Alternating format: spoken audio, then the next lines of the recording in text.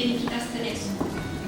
Îți știu toate timpurile, toate mișcările, toate parfumurile, și umbra ta, și tăcerile tale, și sânul tău, ce cutremur au și ce culoare anume. Și mersul tău, și melancolia ta, și nerul, și secunda, și nu mai am răbdare, și genunchiul îl pun între pietre, și mă rog de tine.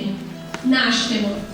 Știu tot ce e mai departe de tine, atât de departe, încât nu mai există aproape. După orizont, dincolo de marea și tot ce e dincolo de ele, atât de departe, încât nu mai au nici nume.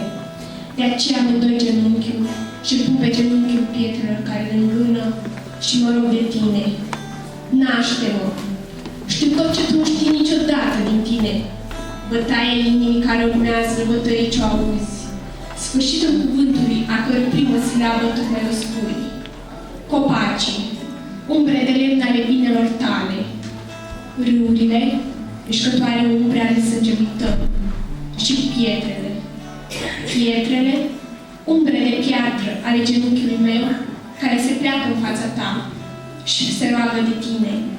Naște-mă! Naște-mă!